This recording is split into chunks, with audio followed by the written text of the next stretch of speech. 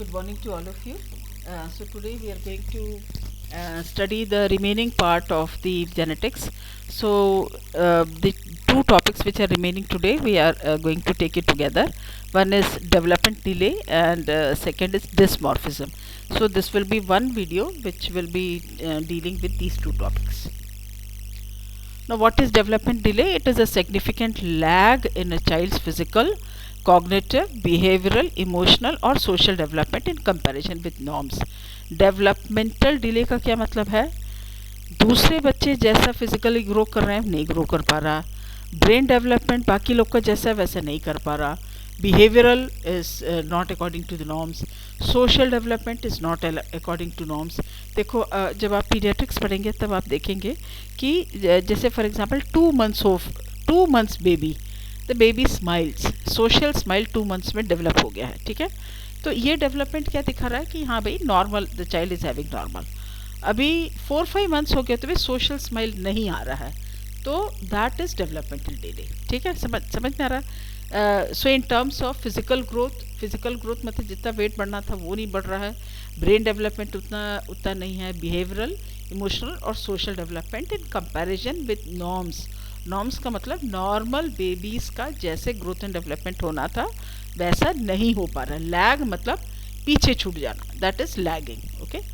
It refers to when a child's development lags behind established normal range for his or her age. अलग अलग as का अलग अलग norms है, उसके हिसाब से द चाइल्ड इज बिहाइंड मतलब पीछे छूट गया है. Now developmental delays are common in childhood, occurring in 10 to 15% of preschool children. ठीक है. प्री-स्कूल चिल्ड्रन किसको हम लोग बोलते हैं? 3 to 6 years of age. 3 to 6 years of age को हम प्री स्कूल चिल्ड्रन बोल रहे हैं. उसमें से 10 to 15% में डेवलपमेंटल डिलेज हो सकता है. A delay can be in a single domain मतलब अभी हमने क्या देखा, ये देखो, ये हमने क्या देखा, फिजिकल, कॉग्निटिव, बिहेवियरल, सोशल, ये सब अलग अलग डोमेन्स है, ठीक है. अब यहाँ पे if you have in one domain मतलब बाकी सब ठीक है, फिजिकल में थोड़ा सा डिले है, सो that is one domain. But अगर ज़्यादा है तो that is multiple domains. A significant delay in 2 or more development phase usually affects the children under 5 years of age. ठीक है. तो दिस इज कॉमन. तो अभी हमने क्या सीखा, डेवलपमेंट की डिले क्या है. हमने सीखा कि नॉर्मल बेबी से उसका फिजिकल, सोशल, इमोशनल, कॉग्निटिव सब लेवल कम हो रहा है. It can be one domain और it can be multiple domains and 10 to 15% of preschool children have development delays. Now कैसे पता चलेगा डेवलपमेंट डिले है कि नहीं? For that we need assessment. First is head to toe plotting the child's weight, height and occipitofrontal circumference. उसका मतलब क्या है? बच्चे का वेट, आप लोग पीडियाट्रिक्स में पढ़ेंगे कि बच्चे का वेट के हिसाब से हमारा डायग्राम है जिसको हम कहते हैं road to health chart. Okay. When you come for paediatrics we will be teaching you how to assess growth and development. तो we have assessment of weight मतलब किस मंथ में, फॉर एग्जांपल 1 month में बच्चे का वेट कितना था, 6 months में कितना था, ऐसा मंथली हम लोग रिकॉर्ड करते हैं. Okay. And we plot it in a graph. और ग्राफ में जब प्लॉट करते हैं तब हमको पता चलता है कि बच्चे का वेट कम जा रहा है कि नॉर्मल है कि ज़्यादा है. तो we the details of it, how to plot it and what is normal, what is abnormal, ये जब पीडियाट्रिक्स पढ़ेंगे तो will be studying. Same way height is there. For example normal newborn का length, we don't use the word height, we use the word length, is 48 to 50 centimetre. ठीक है. तो ये बच्चे का नॉर्मल लेंथ है, पर ये बहुत कम हो गया है या ज़्यादा लंबा है. ऑल दीज चीज़ are different. Okay. So this is height. फिर ऑक्सीपिटोफ्रंटल, उसका मतलब भी हम ये ऑक्सीपिटो जिसको हम लोग करते हैं हेड सरकमफ्रेंस, दिस इज ऑक्सीपिटोफ्रंटल का मतलब क्या है? Head circumference. तो हम लोग ऑक्सीपिटल प्रोट्रूबरेंस में भी हमारा टेप आना चाहिए और हमारे फ्रंटल बोन में भी आना चाहिए. तो when you come for paediatrics we shall be teaching you how to do that. ठीक है. तो हेड टू टो एग्जामिनेशन हमको करना है. हेड टू फुट कुछ एबनॉर्मलिटीज़ है कि नहीं, उसके साथ में we check the child's weight, we check the height and also the head circumference. Now is hearing assessment. Mothers आके बोल रहे हैं कि नाम बुलाने से बच्चा ठीक से सुनता नहीं. Okay. Poor response. And language delay मतलब बच्चा 4 साल हो गया तो भी वेरी फ्यू स्पोकन वर्ड्स और नो वर्ड्स, तो that is called as, so this is not normal. Okay. So if there are concerns about hearing, if the mother is telling कि ना बुलाने से बात नहीं सुन रहा है, it's not obeying, but it's not that, but it's not responding, okay. And there is language delay, मतलब बच्चे को जितना words बोलना था, that child is not speaking. So that अगर ऐसा issues है तो we go for hearing assessment. Next is vision assessment. This is if the child is more than 6 weeks or more, is not fixing and following. Fixing and following मतलब कोई चीज़ देख, कोई चीज़ हम लोग सामने रखे हैं तो child is seeing that, that is called as fixing. वो ऑब्जेक्ट को हम लोग मूव करेंगे तो the child is moving the head and eyes, so that is following. ठीक है, फिक्सिंग मतलब कोई चीज़ सामने रखा उसको देखना, that is fixing. Following is when we move that object to the sides, the child also moves the head along with that. So this is one thing, ये हमको चेक करना है. Next is a history of frequent bumping into object. Suppose if the child is moving about, अगर उसका vision ठीक नहीं होगा तो क्या होगा, आसानी से टकराता जाता है. सो that is vision. if that is history, then we go for vision assessment. और may have delayed fine motor. fine motor मतलब कोई चीज़ थंब को यूज़ करके मुंह तक लेके जाना, कोई चीज़ पकड़ना, all these things is fine motor skills. okay, तो ऐसे में कुछ डिले है क्या, this what we see it. Next which we go for full blood count. Full blood count ये CBC, that is complete blood count. So this we do it.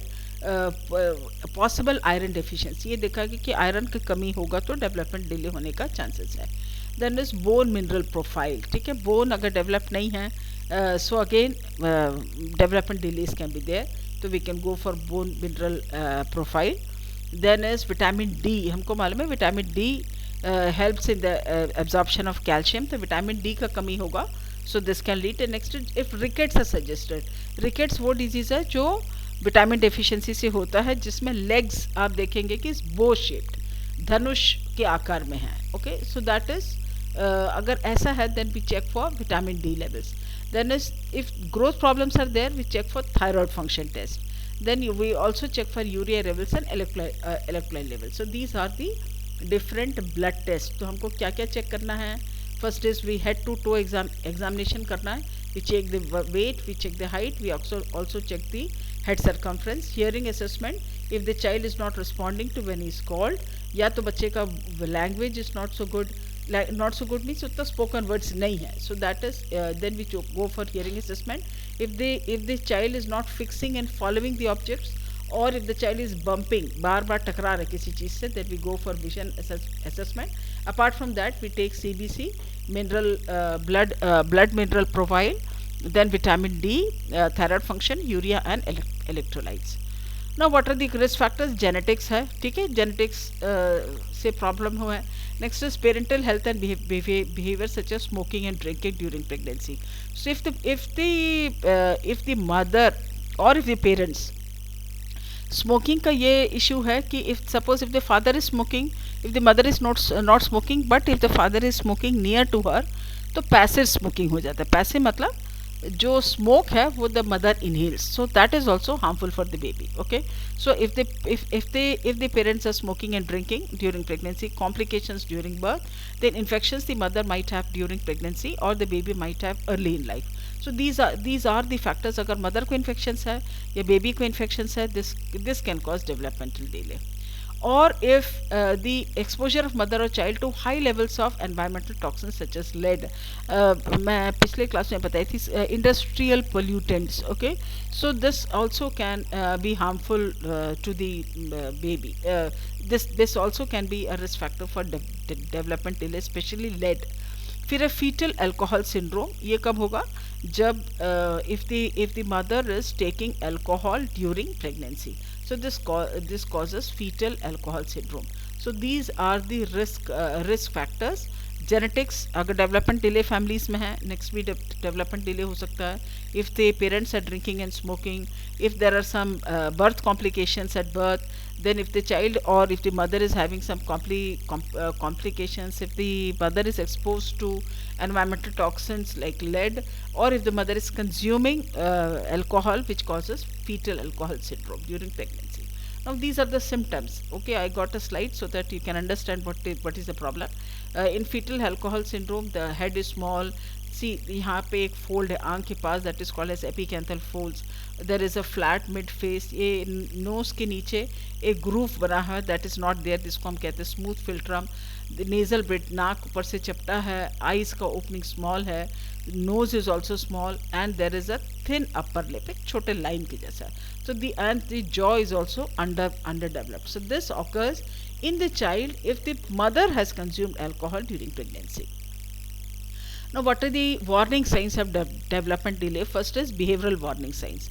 Poor attention span. ठीक है, बच्चा ज़्यादा देर किसी चीज़ पे ध्यान नहीं दे पाएगा.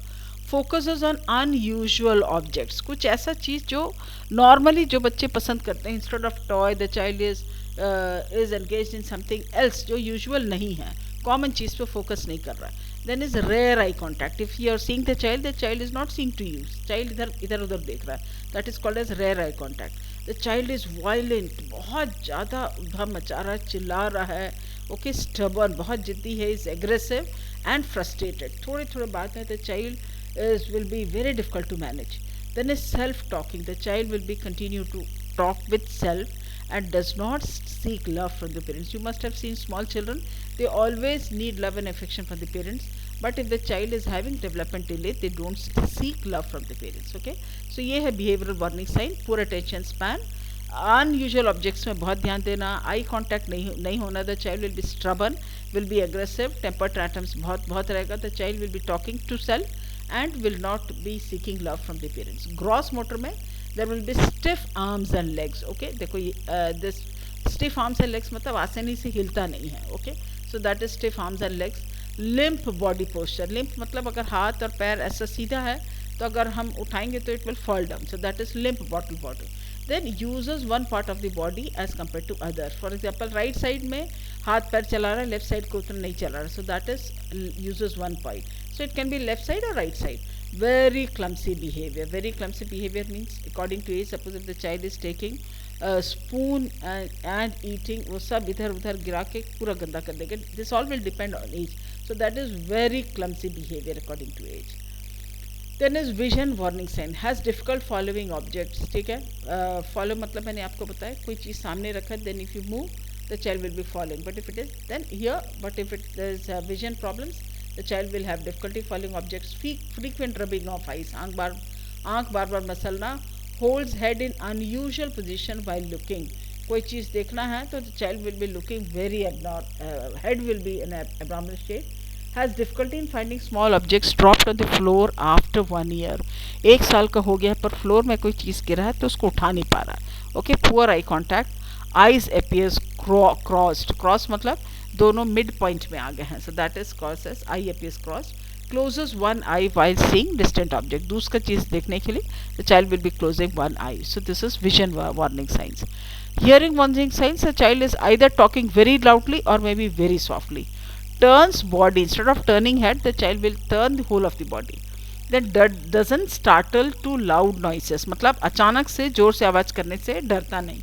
So that is doesn't startle. Abnormal ears will be low set ears या बड़ा रहेगा, कुछ abnormal रहेगा. And poor language. Naturally, if the child is unable to hear, the child will not be able to speak. So here naturally the language development will be poor. Now to screening test development delay है कि नहीं पता करने के लिए we have some test. तो उसका नाम है Battle Development Inventory Screening Test, that BDIST, Battle Development Inventory Screening Test. 12 to 96 months तक हम देखते हैं. And for this we do a direct assessment. Direct assessment बच्चे का directly हम check करते हैं. Then is observation and parental interview. Okay, so these 3 things are included in Battle Development Inventory Screening Test, where you observe the child directly. We observe for different activities and parental interview is also taken. Okay, apart from that there is a Bailey Infant Neurodevelopment Screener, BINS, 3 to 24 months के लिए है, and we check for neurodevelopment scale. So these are the items which are required. Okay, next is child development inventories, created to provide a systematic standardized method for parents to report their child's strengths and problems. इसमें 300 items है and 8 areas: self help, gross motor, fine motor, language, letters, numbers, ये सब अलग, and this is all divided into 8 areas. Okay, and it has 300 instruments. Okay, and this helps the, ये inventory से it helps the parents to report their children's strengths and problems. क्या कर सकते हैं, क्या नहीं कर सकते हैं, the parents will be telling. Now apart from that we have a Denver Development Screening Test, DDST. Okay, इसमें 125 tasks है which are divided into 4 areas. First, personal, that is social, getting along with people; fine motor, adaptive, manipulation of small objects; language, saying something; hearing and understanding; gross motor में sitting, walking, jumping. So these are the 4 areas. First is personal, social, getting along with people; fine motor, adaptive, manipulation of small objects; language, saying something, hearing and understanding; and gross motor, sitting, walking and jumping. Okay, so depending on the age, ये अलग अलग areas are to be assisted.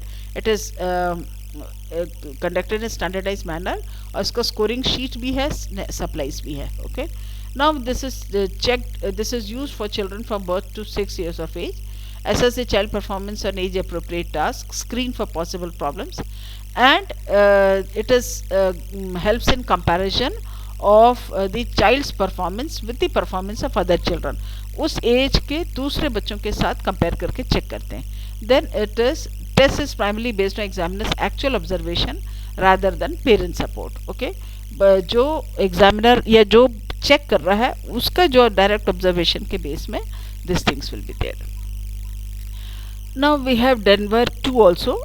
We detect the impression of child's overall development, potential development difficulties and compares to other children. ठीक है, तो इसमें बच्चे का overall कितना डेवलपमेंट है ये पता चलेगा. डेवलपमेंट डिफिकल्टीज क्या होने का चांसेस है ये पता चलेगा. It also compares with others. It is not a predictor for later development. बहुत आगे जाके क्या होगा, this can not be told by Denver findings. ये देखो, ये है टेस्ट मटेरियल्स. अलग अलग एज के लिए we have different test material available and we use this for tests. Now early intervention services for development. क्या क्या सर्विसेज है, वी हैव असिस्टिव टेक्नोलॉजी, कुछ डिवाइसेस जो भी बच्चे को development delay, suppose physical development में प्रॉब्लम है तो we have devices to help. Audiology services, counselling services, medical services, nursing, occupational, physical therapy, psychological service, speech therapy. So depending on, मैंने आपको बताया एक डोमेन भी हो सकता है, मल्टीपल डोमेन्स भी हो सकता है. Depending on whichever domains it is, the services are used. Now therapies for development delays. First is physical therapy, जिसको ग्रॉस मोटर मतलब जो चलना फिरने में दिक्कत जा रहा है, we give physical therapy. Occupational therapy किसको दिया जाता है, जिसका fine motor skills, sensory processing है, सेल्फ हेल्प, बच्चा खुद खा नहीं पा रहा, कपड़ा पहन नहीं पा रहा, तो ऐसे वाले therapies is called as occupational therapy which focuses on fine motor, sensory processing and self help. Speech and language, speech therapy is given. This is used to address problems in the areas of understanding and producing language and speech sounds, है ना. speech therapy में not only spoken words but speech and language sounds are also taken into consideration.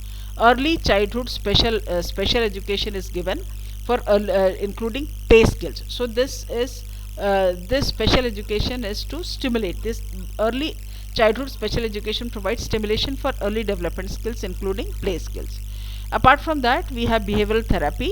This may be needed in some children for behavioral difficulties that affect socially appropriate behavior. इसका मतलब क्या है, कुछ बच्चे किसी दूसरे बच्चे को देख रहे हैं या दूसरे लोगों को देख रहे हैं, they will be shouting, they will not be coming out, so this is all called they will not be cooperating, they will not be responding to verbal commands. तो ये सब हम क्या बोलते हैं, socially inappropriate behavior. तो अगर ऐसा कुछ इश्यूज है then we give behavioural therapy. तो क्या क्या है, फिजिकल थेरेपी है अगर चलने फिरने में दिक्कत है, occupational therapy for fine motor and self help issues, speech problems है, हियरिंग प्रॉब्लम्स है, लैंग्वेज प्रॉब्लम्स है, we give speech and language therapy. Then special education is given for stimulation including play, and if social issues is the problem we give behavioural therapy.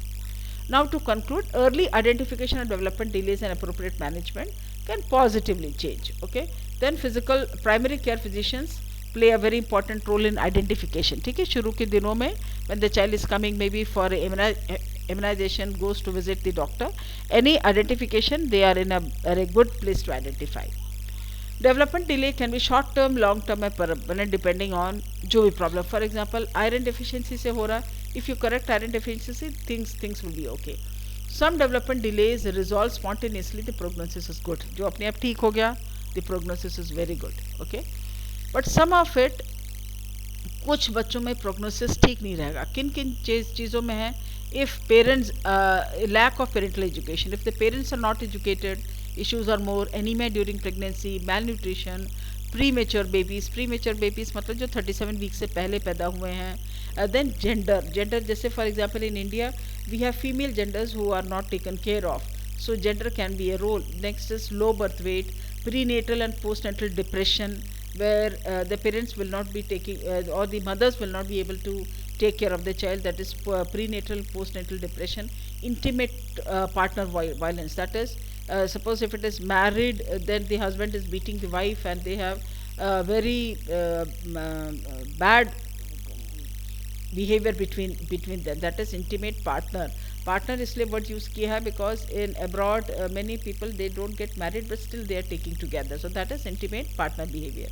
Use of drugs, tobacco or alcohol in pregnancy or poverty, तो ये सब factors है where you have poor prognosis. Okay, that is safe. So that was all about developmental delay. Now we are going to start a very small topic, that is dysmorphism. Okay, I would like to add कि ये जो भी topics मैंने लिखा है, it is mostly I've taken from your notes. जो भी आपका book है उसमें से मैंने उसी में से देख के मैंने बनाया है topics, और some things are extra. Okay, prevention part वो मैंने WHO की study से लिया था जो हम लोग परसों पढ़े थे. Okay, so what is dysmorphism? It is also called dysmorphia, in which Greek means badness of form. This refers to malformations or abnormality in shape and size of the body. कुछ भी form सही नहीं है, that is form bad है. So this can be shape गड़बड़ है या size गड़बड़ है. Okay, so this can be इसको हम क्या कहते हैं? Dysmorphism. If the shape and size of the body is abnormal, then we call it as dysmorphism. और इसका Greek word का मतलब है बैडनेस ऑफ फॉर्म, मतलब फॉर्म जो है वो सही नहीं है. So it can be facial और it can be structural. Can you see this? Ears आपने देखा कितना अजीब सा दिख रहा है. Okay, wide spaced, very big forehead, all these things, receding hairline. So any congenital structural or development delay is called as dysmorphism, which occurs due to two things. One is embryogenesis, abnormal embryo का formation हुआ, या तो morphogenesis, development along with control of cell growth और cell differentiation. ठीक है, embryo जब cell multiply होते होते शुरू का स्टेजेस को हम क्या कहते हैं? एम्ब्रियो. ओके, सो एम्ब्रियो के बाद फिर है मॉर्फोजेनेसिस, उसके बाद then cell growth, organ structure, ये सब बनते रहता है. ओके, तो इसमें अगर प्रॉब्लम होगा तो दिस कॉजेज डिसमॉर्फिज्म. जब एम्ब्रियो जब बन रहा है तब उसमें प्रॉब्लम है, जब अलग अलग ऑर्गन्स बन रहा है अगर उसमें कोई प्रॉब्लम्स आ रहा है तो this can cause dysmorphism. Okay, now we have major and minor. Major dysmorphism है which causes functional disability in early life mortality. Mortality is death rate. Okay, functional disability का मतलब है बच्चे को चलने फिरने उठने बैठने सब में दिक्कत जा रहा है. So that is called as major dysmorphism, और इससे बहुत सारे बच्चे का डेथ भी हो जाता है. So this is 2 to 3%, but 10 to 12% को ज़्यादा प्रॉब्लम नहीं है. कॉस्मेटिक डिफेक्ट्स, फॉर एग्जाम्पल ये कान है, ओके, होल है, ईयर में भी सुनने में कोई दिक्कत नहीं, but difficult, but ear is abnormal. Okay, so this is cosmetic defects which does not produce functional ability. For example, pre-auricular skin tags. ठीक है, तो ऐसा जो एक्स्ट्रा जैसे ईयर ग्रोथ है, so this is pre-auricular skin tags. So this इससे कोई problem नहीं है, hearing is okay. So these are the issues. Okay, तो अभी मेजर और माइनर समझ में आया. मेजर कब बोलेंगे? इतना ज़्यादा प्रॉब्लम है कि functional disability, the child is unable to sit, walk, stand and walk, and this causes death of the babies in the early life.